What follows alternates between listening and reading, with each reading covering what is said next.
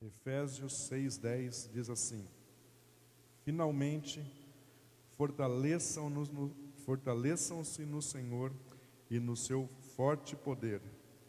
Vistam toda a armadura de Deus para poderem ficar firmes contra as ciladas do diabo, pois a nossa luta não é contra seres humanos, mas contra os poderes e autoridades, contra os dominadores deste mundo de trevas, contra as forças espirituais do mal nas regiões celestiais. Por isso, vistam toda a armadura de Deus, para que possam resistir no dia mau e permanecer inabaláveis depois de terem feito tudo. Assim, mantenham-se firmes, cingindo-se com o cinto da verdade, vestindo a couraça da justiça e tendo os pés calçados com a prontidão do evangelho da paz. Além disso, usem o escudo da fé, com o qual vocês poderão apagar todas as setas inflamadas do maligno. Usem o capacete da salvação e a espada do Espírito, que é a palavra de Deus. Que o Senhor nos abençoe no estudo da sua palavra. Amém, gente boa? Amém. Bom, quem está escrevendo essa carta é o apóstolo Paulo, o famoso apóstolo Paulo. E Paulo, ele escreve essa carta para essa igreja, a igreja que estava na cidade de Éfeso. E Paulo, ele tinha um apego muito grande com essa igreja, não que ele não tivesse com as outras, que ele escreveu outras cartas, não que ele não tivesse com as outras igrejas que ele já tinha passado, mas essa era uma igreja especial para Paulo, porque Paulo, ele permanece ali durante um bom tempo. Ele fica nessa igreja durante 2 anos ministrando ali pessoalmente nessa igreja. Paulo foi um dos pastores dessa igreja. E um dos textos mais emocionantes da Bíblia fala a respeito do relacionamento de Paulo com essa igreja quando Paulo está se despedindo dela, ou deles, né? Lá em Atos capítulo 20, você vai ver que Paulo, ele entende que Deus tinha falado a ele que tinha chegado o tempo dele ir embora de Éfeso. Mas ele também entende que estava chegando próxima o fim da vida dele, o fim do ministério dele. Então era uma despedida de até na glória, né? Vamos nos ver agora só na glória. E é uma despedida muito emocionante, é um capítulo emocionante, é uma passagem muito emocionante. Há choro, as pessoas grudam no pescoço de Paulo, porque Paulo era um homem muito bem quisto lá, e um homem que foi tremendamente usado por Deus para abençoar e dirigir essa igreja. E agora Paulo, ele está escrevendo essa carta. Depois de muito tempo, ele escreve essa carta para Éfeso, para essa igreja que está na cidade de Éfeso. E o que era Éfeso? Essa cidade era uma cidade muito importante para o contexto e para a época. Era uma cidade muito grande. Era uma cidade que chegou a ter mais de 300 mil habitantes. Pensa, uma cidade com 300 mil habitantes naquela época era uma cidade cosmopolita, muito grande. São João da Boa Vista tem 100 e qualquer coisa de habitantes, 100 e qualquer coisa mil de habitantes. Imagina, são 3 vezes São João da Boa Vista aproximadamente. Quantas cidades do estado de São Paulo nós sabemos que tem 300 mil habitantes? Uma cidade grande. Uma cidade que ela era de cultura grega. Os gregos que chegaram lá, expulsaram os moradores daquela cidade e fundaram Éfeso. Então é uma cidade que tem na sua raiz a cultura grega. É uma cidade onde o comércio é muito forte. É uma cidade que rolava muito dinheiro. Essa cidade, ela era a maior do Império Romano, a segunda maior do Império Romano, só perdia para Roma, para a própria Roma. Muito dinheiro circulava ali, o comércio era forte, mas havia também um comércio que era baseado na religião, na religiosidade. Havia ali um templo para uma deusa grega, muito famosa, muito dinheiro rolava ali, porque artefatos religiosos eram vendidos. Então, essa cidade tem todas essas características. É uma cidade onde, além de ter esse templo enorme para essa deusa grega, ela era uma cidade onde tinha escolas de filosofia, porque você sabe,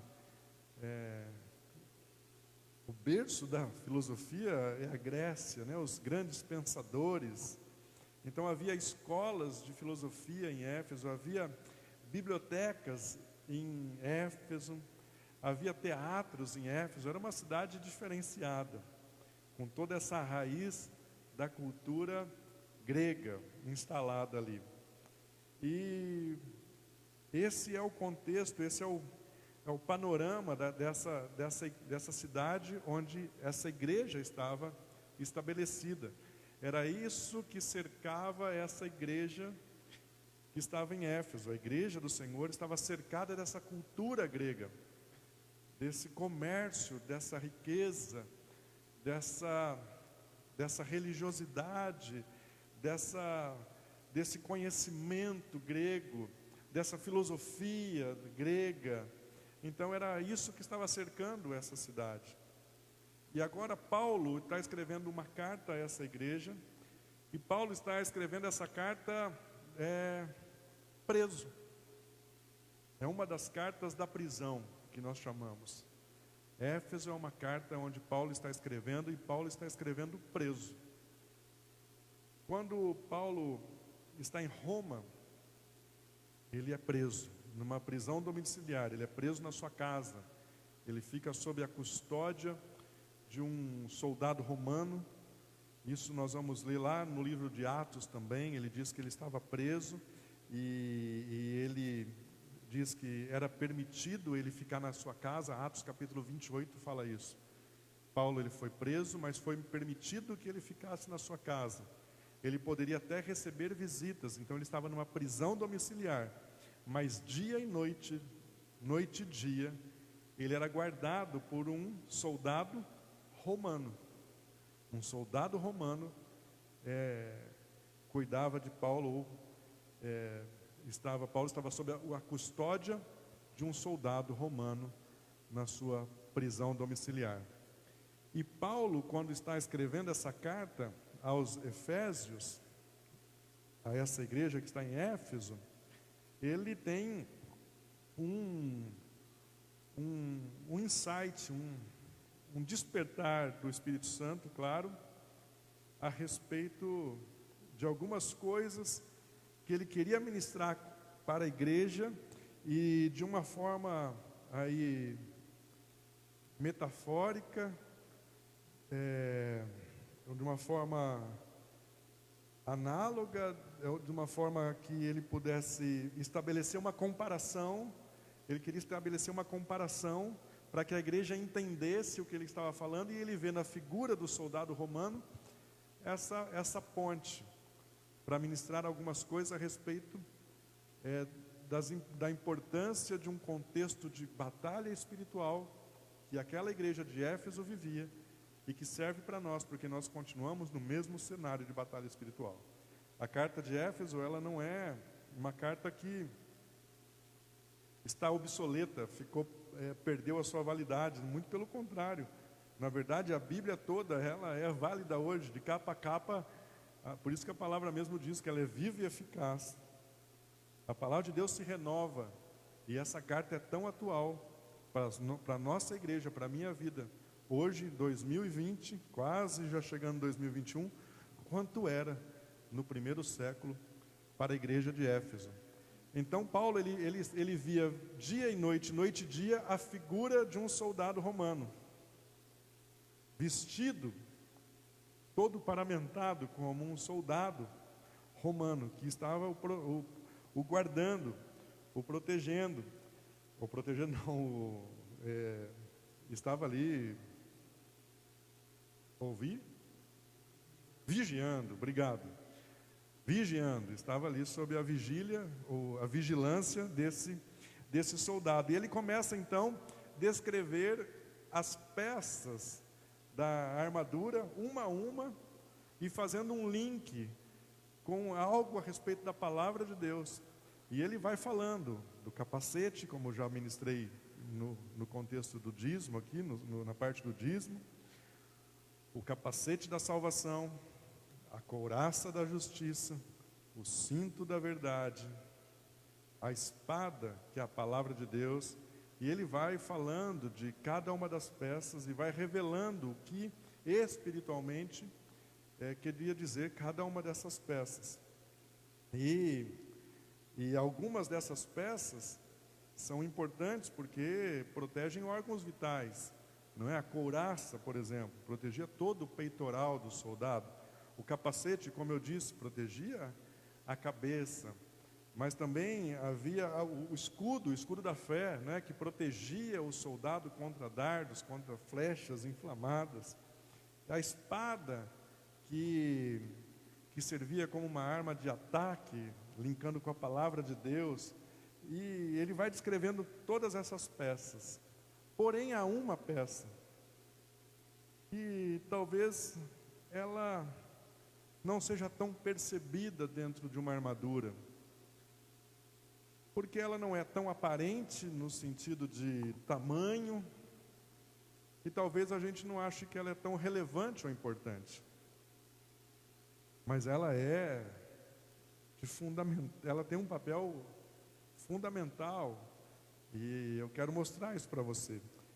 Talvez se nós fôssemos um armeiro da época, ou um ferreiro da época, nós estaríamos mais empenhados em buscar soluções para uma couraça, por exemplo, uma couraça que fosse resistente, mas desse mobilidade para o soldado. Talvez a tecnologia que nós buscaríamos seria para uma espada mais afiada, uma espada que não perca o fio, uma espada que tem um balanço. Quem assiste aquele programa que fala sobre aqueles, como é que chama? Sob fogo, já, né? Aqueles caras que fazem espadas, passa aí na TV. Isso, dos ferreiros lá que ficam fazendo facas, espadas, armas. Tem toda uma tecnologia, não é? O balanço, o peso. Talvez se nós fôssemos ferreiros, ou se nós fôssemos os armeiros daquela época, nós estaríamos investindo nessa tecnologia, ou nessas armas. Talvez um capacete resistente, mas não tão pesado. Mas uma das peças dessa armadura que é muito importante e que talvez passe despercebido são os sapatos, os calçados, as sandálias. Algumas versões falam sandálias, sapatos, sapatilhas. Ela era importantíssima. E os historiadores dizem que o grande sucesso do exército romano nas batalhas era justamente por conta do calçado que eles vestiam. Porque todos os exércitos foram investir onde? Nessas armas que eu mencionei para você. Mas Roma, ela descobriu uma tecnologia para a época, uma inovação para a época que fez toda a diferença. E está justamente nas sapatilhas, nos sapatos, nas sandálias. Os sapatos, eles serviam para... Por que essa tecnologia fez tanta diferença? Primeiro porque você tem que imaginar o contexto da época. As guerras eram longe, eles tinham que andar, caminhar. Não era todo o exército que ficava no lombo de um cavalo. A grande maioria do exército andava. E eram grandes as distâncias, muito grandes, e por terrenos acidentados, estrada de terra, com pedra, não era uma caminhada fácil, não era uma caminhada na mantiqueira, não é? Era uma caminhada longa e penosa, difícil. Então, esse calçado servia para proteção, conforto e segurança nesse trajeto até o campo da batalha. Mas onde fazia a grande diferença mesmo era na batalha. Você dá para imaginar que a guerra, as batalhas naquele tempo, eram batalhas sangrentas. Se você gosta de filme aí dessa época, né? Onde tem aquelas batalhas de soldados com escudo, com arco, com lança e tudo mais, dá para você imaginar mais ou menos como era. Era um negócio brutal. A espada comia solto. E onde bater estava valendo. Onde pegar está valendo. Então era uma guerra muito sangrenta, brutal. Imagina, era sangue para tudo que é lado. Era suor, sangue, órgãos, pedaço de corpo. Imagina o cenário, não é? E eram muitos soldados. Muitos soldados. Milhares de um lado, milhares de outro. Pelo menos centenas de um lado, centenas dos outros. E muitas baixas. Muitas baixas. Muitas pessoas morriam. E o campo de batalha ficava instável. Porque misturava sangue, suor, pedaço de corpo, vísceras. Então ficava também super escorregadio. E os soldados romanos, nas suas sapatilhas, nos seus calçados, eles tinham pregos no solado, como se fossem cravas. E isso fazia toda a diferença nesse campo de batalha tão instável, tão inseguro, tão escorregadio que eles enfrentavam. Então imagina um soldado com os pés bem plantados no chão e um outro escorregando do outro lado. Aquele que estava escorregando, patinando, já viu futebol de sabão, não é? Fica caindo para um lado para o outro. Imagina um campo de batalha cheio esse cenário, ficava escorregadio. E aí imagina uma pessoa firmeza lutando contra outro escorregando. Claro que aquele que não estava com a firmeza nos pés, estava escorregando, era alvo fácil. Então muitas das vitórias e muitas das conquistas do Império Romano e do exército romano não foi por conta da espada, não que não seja importante. Não foi por conta do capacete, não que não seja importante. Mas muito do diferencial, o que fez muita diferença entre os soldados de Roma e os outros soldados, foram os sapatos, porque lhe conferiam estabilidade nesse terreno todo instável, escorregadio. E se você viu, nós lemos aqui no versículo 13, que Paulo diz que nós deveríamos, aquela igreja e nós deveríamos estarmos vestidos com toda a armadura de Deus, para que possam resistir no dia mau e permanecer inabaláveis. Essa palavra resistir, ela tem um significado no original que fala em relação a uma oposição vigorosa. Nós deveríamos resistir, criar uma oposição vigorosa. E era uma luta. Essa palavra fala em resistir, mas não é resistir à distância, é uma luta corpo a corpo. O inimigo estaria bem próximo. E nós deveríamos resistir bravamente, nós deveríamos ficar cara a cara com o inimigo, mas sustentar a nossa base. Quando Paulo fala a respeito dessa palavra, fala essa palavra resistir, no original ele fala assim: vocês devem manter a sua base no dia mau. E quando ele está falando isso para a igreja de Éfeso, olhando para o soldado, a igreja de Éfeso, que era uma província romana, eles sabiam tudo aquilo que Paulo estava falando, e as revelações de Paulo a respeito dessa palavra. Talvez por nós estarmos distantes, 2000 anos distantes disso, talvez para nós fique um pouco fora de contexto. Mas para quem estava ouvindo, para quem estava lendo essa carta, ele sabia exatamente o que Paulo queria dizer. E essa peça da armadura, que são os calçados, ela era de fundamental importância para a igreja de Éfeso. Os calçados eram de fundamental importância para aqueles soldados romanos. É o que garantiu boa parte das vitórias, das conquistas do exército romano. E ela também é uma peça fundamental para nós usarmos hoje. As sapatilhas, os sapatos, os pés calçados. E a Bíblia diz: os pés calçados com a prontidão do Evangelho da paz. Com a prontidão do Evangelho da paz.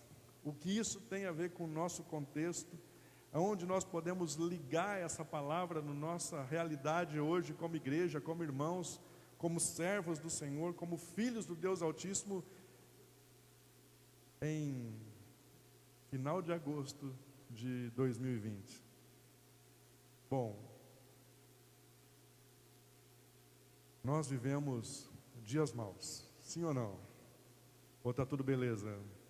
Pelo amor de Deus, a não ser que você chegou hoje do planeta Marte, na sua nave espacial chegou agora, e você ficou nos últimos 2000 anos fora da Terra, e você chegou agora e não está sabendo que está acontecendo nada aqui. Pelo amor de Deus, nós estamos vivendo tempos estranhos, tempos confusos, tempos de grande instabilidade, em todos os sentidos. Nós temos visto coisas terríveis como talvez nós nunca vimos. E tem ficado de uma forma tão corriqueira para nós que nós ouvimos cada barbaridade, nós ouvimos cada notícia triste, lamentável, e nós ouvimos tomando nosso café da manhã. Nós terminamos de nos vestir e vamos embora trabalhar, e ouvimos aquela notícia, mas aquela notícia nem mexeu mais conosco tanto. Parece que nós nos acostumamos, o negócio ficou de um tal jeito, tão complicado, que parece que nós nos acostumamos. Nós ouvimos falar de uma criança que foi abusada, durante anos foi abusada. Ela engravida, uma menina de 10 anos, e nós falamos: que barbaridade, e tocamos a vida. Já não mexe tanto mais conosco. Essa semana, acho que foi até esse final de semana, eu vi uma outra notícia de uma menina de 11 anos também, que foi abusada, estava com suspeita de gravidez, e 2 parentes seus eram suspeitos desse estupro. Olha só, crianças, 11 anos. Isso não mexe mais tanto conosco. Nos causa um pouco de inquietação, mas não mexe tanto conosco. Nós estamos vendo instabilidade financeira, econômica, não é? No mundo todo.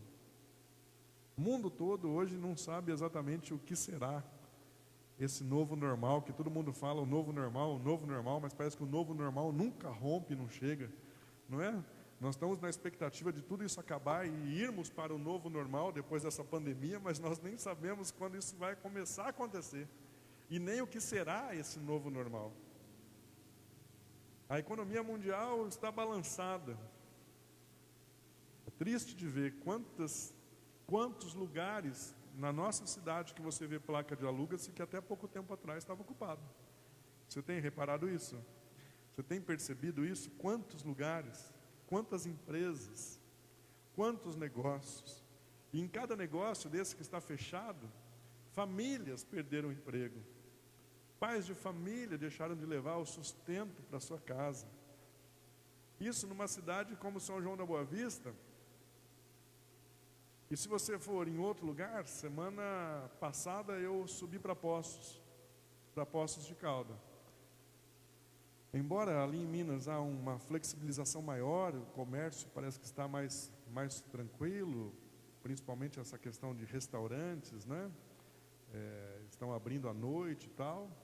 Mas você vai passando pelas avenidas de Poços de Caldas, quantos comércios nós vamos ver que fecharam, quantos barracões fechados, quantas placas de alugas. Isso aqui em São João, ali em Poços, no estado de São Paulo, no Brasil, e você vai ver que isso está no mundo todo. É um tempo de instabilidade. É um tempo de incertezas, olhando tudo a nível primeiro andar. É um tempo de maldade. É um tempo de coisas estranhas acontecendo. Até no Brasil tem terremoto. Você viu que teve terremoto no Brasil? Vocês viram isso? Na Bahia, teve terremoto na Bahia. Dá para acreditar um negócio nesse? 4,5 graus na escala Richter. Parece que nós estamos vendo imagens de outro país. As lojas balançando, as gôndolas, os produtos caindo das prateleiras. Tempo estranho. Até terremoto no Brasil tem acontecido. E dentro desse cenário que nós estamos vivendo de instabilidade, de incerteza, dentro desse terreno onde nós estamos pisando, que é um terreno de luta, de batalha, e também de instabilidade, escorregadio, perigoso, nós estamos vivendo num contexto parecido com o da igreja de Éfeso. Porque o que caracterizava muito a igreja de Éfeso era a cultura. E lá foi estabelecida a cultura grega, dos pensadores. Tanto é que eu disse que havia escolas de filosofia, bibliotecas. Os inteligentes, os capazes, intelectualmente falando, estavam ali em Éfeso. É um tempo onde nós também temos que observar, porque ao nosso redor tem muita gente falando palavras bonitas, como se fossem palavras de sabedoria, pessoas que parecem ter um bom conhecimento a respeito de coisas que vão acontecer, do cenário, pessoas que estudam muito, não que estudar seja ruim, muito pelo contrário, mas nós vemos pessoas que olham para nós, como filhos de Deus, evangélicos que somos, crentes, acham que nós temos a nossa mente é algo que está cauterizada para as coisas. Não é possível que você pense dessa forma, não é possível que você tenha esse sentimento e esse pensar. As pessoas podem olhar para nós, não é possível que você acredite nisso. Talvez as pessoas ali em Éfeso olhavam para a cidade e melhor dizendo, as pessoas ali em Éfeso olhavam para a igreja e falavam isso. Mas Paulo vem com essa revelação e fala: ei, calcem os sapatos, que é o Evangelho, a preparação do Evangelho da paz. Preparação do Evangelho da paz. Ou na NVI fala prontidão, né? Nessa minha versão que eu li com você fala, tendo os pés calçados com a prontidão do Evangelho da paz. A Almeida, revista e atualizada, em vez de falar prontidão, ela fala sobre a preparação do Evangelho da paz. E eu queria falar sobre essas 3 palavrinhas: preparação, evangelho e paz. Quando a Bíblia fala de preparação, de prontidão, quando ela fala prontidão na NVI, ela fala assim: estejam prontos, estejam preparados. O calçado tem a ver com preparação. Preparação. Estarmos prontos. Prontos para quê? Para a batalha, mas prontos também para encontrar o Senhor Jesus. Para encontrar o Senhor Jesus. Às vezes nós estamos nos preocupando muito com a batalha do dia a dia. Nós estamos preocupados em vencer a demanda do dia. Não que isso não seja importante. É importante. Mas nós temos que pensar numa eternidade. Porque podem vir muitos conselhos, podem vir muita sabedoria, podem vir muita, entre aspas, filosofia, que vai te ensinar a como sobreviver à batalha daquele dia. Mas pode te tirar dos caminhos do Senhor para a eternidade. Estejam prontos para a batalha do dia a dia, mas também prontos, em prontidão para o encontro com o Senhor lá nos ares. Porque a batalha que você teve hoje pode ter sido a última, porque amanhã Ele pode te chamar, não para você ir para a glória, também, né? Nada impede de Ele te chamar para você cantar sua senha e você ir para a glória, nada impede. Mas Ele pode estar chamando a igreja amanhã.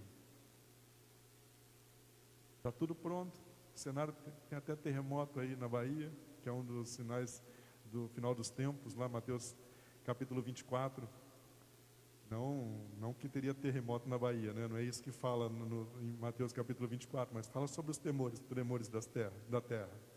Vai procurar na sua casa lá se vai ter Bahia no Mateus capítulo 24. Fala sobre isso. Fala sobre esse amor esfriando. Fala da guerra, dos rumores de guerra. Tudo isso que nós estamos vivendo está falando.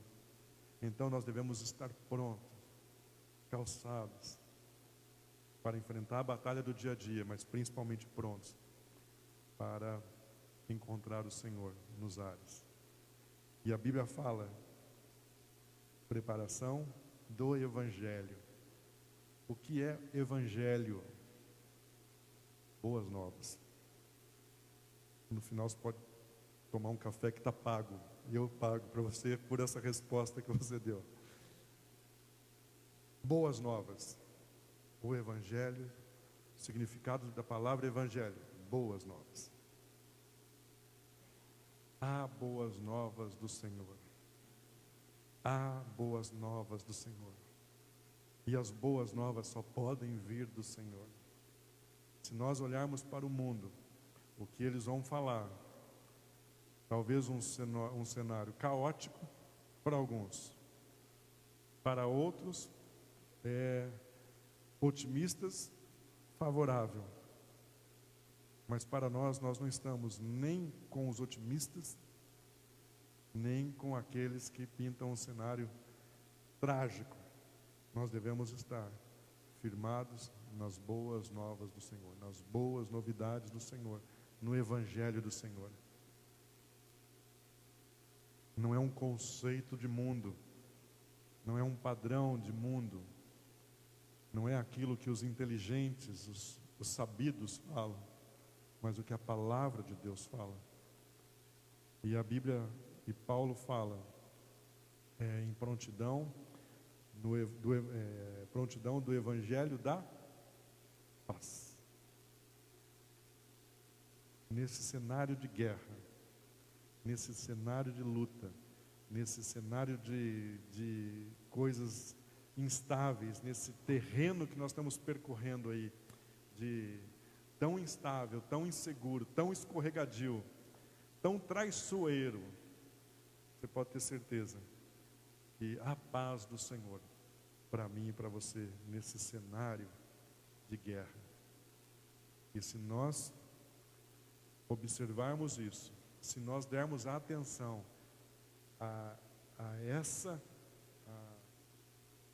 questão e a essa peça que talvez estivesse passando desapercebido aí, por conta de não ser uma peça tão aparente, tão relevante, nós vamos ver que Deus vai nos dar condição de vencer todos os nossos inimigos. Na verdade, essa é uma peça de fundamental importância. Como eu tenho me apoiado, onde eu tenho me apoiado, como eu tenho andado, onde eu tenho colocado os meus pés, qual estabilidade que tem os meus pés. Meus pés têm que estar cravados no Evangelho da paz. E certamente você vai estar resistindo aos dias maus, sendo abençoado e vencendo para a glória do nome do Senhor. Amém? Amém, gente boa? Amém na sua casa aí também? Então fique em pé, que eu quero orar com você, em nome de Jesus. Em nome de Jesus e para a glória do Senhor. Feche seus olhinhos, homem. Feche seus olhinhos. Vamos orar ao Senhor. E para aquilo que o Senhor quer revelar ao meu coração e ao seu coração, que o Espírito Santo tenha liberdade de ministrar na minha vida e na sua vida a respeito dessa palavra. Nesse contexto de guerra que nós estamos vivendo, sim ou não? Você pode estar vivendo no Brasil, em São João da Boa Vista, uma cidade pacata, mas nós estamos em guerra espiritual, sim, Senhor. A nossa briga não é contra a carne ou sangue, mas contra principados e potestades. Então é de fundamental importância que toda a armadura esteja justa, mas que a gente dê atenção aos nossos calçados em nome de Jesus. Amém? Fecha os olhinhos. Pai, bendito seja o teu nome. Obrigado pela tua palavra. Obrigado porque a tua palavra ela pode ser estudada, relida, cheio de pessoas querendo interpretá-la, mas a tua palavra ela tem que ser revelada. E só há uma forma dessa palavra se revelar ao nosso coração, que é através do Espírito Santo. É o Espírito Santo do Senhor que habita em nós, que nos faz com que essa palavra seja revelada ao nosso coração. Que é muito mais do que ser entendida. É muito mais do que entender a palavra. É ela ser realmente desvendada para as nossas vidas e para o nosso coração. Obrigado, Pai, porque o Senhor deixa essa carta de Paulo aos Efésios, não apenas para aquela igreja ali no século I, mas o Senhor deixa essa carta para a igreja neotestamentária, para nós que estamos aqui no ano de 2020. É uma carta atual, inclusive muitos dos historiadores dizem que é o manual de guerra espiritual, de batalha espiritual, está toda contida em Éfeso. É nessa carta que Paulo fala a respeito do propósito da igreja, do mistério da igreja, da unidade da igreja, da glória do Senhor sendo estabelecida nessa terra através da igreja. Pai, Paulo fala nesse final de carta a respeito da armadura de um exército romano, mas que ela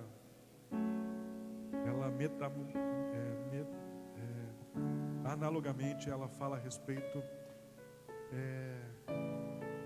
de uma armadura espiritual que a igreja deveria vestir. Eu e meus irmãos, toda a igreja deveria vestir dentre essas peças, capacete, espada, couraça, cinto, escudo, o Senhor fala a respeito do calçado, a forma que nós deveríamos calçar os nossos pés em prontidão no Evangelho da paz. Essa peça da armadura que foi tão significativa e tão importante para as vitórias do exército romano, inclusive dizem que era o segredo na batalha, eles estarem pisando, estarem firmes, resistindo, os pés não estavam escorregando, os pés não estavam vacilando naquele terreno acidentado de incertezas, de instabilidade. Ao nosso redor, no nosso caminhar, nós vemos tanta incerteza, tanta instabilidade. Mas nós queremos espiritualmente hoje vestir os nossos pés em prontidão com o Evangelho da paz. Queremos estar firmes nesse terreno de batalha. Nós queremos estar bem firmados para que a gente possa resistir nos dias que são maus, fazer uma forte oposição contra o inimigo das nossas almas, em nome de Jesus Cristo de Nazaré. Se houver instabilidade, que seja do outro lado, mas no arraial do povo de Deus, no exército de Deus, que é a igreja do Senhor, que haja essa estabilidade dos nossos pés calçados no Evangelho, para vencer as batalhas diárias, corriqueiras, mas também em prontidão, para encontrar o nosso noivo, Jesus Cristo, quando assim o Senhor quiser, assim quando o Senhor nos chamar, em nome de Jesus. Eu quero orar, Pai, por aqueles que estão aqui, por aqueles que estão nas suas casas, assistindo esse culto. E se eles estavam sentindo abalados, se não havia firmeza no seu caminhar, por conta de um afastamento do Evangelho, por conta de um esfriamento, por conta de ouvir vozes, por ouvir conceitos, por ouvir uma sabedoria terrena, humana, coisas que dão soluções apenas para agora, mas não tem peso de eternidade.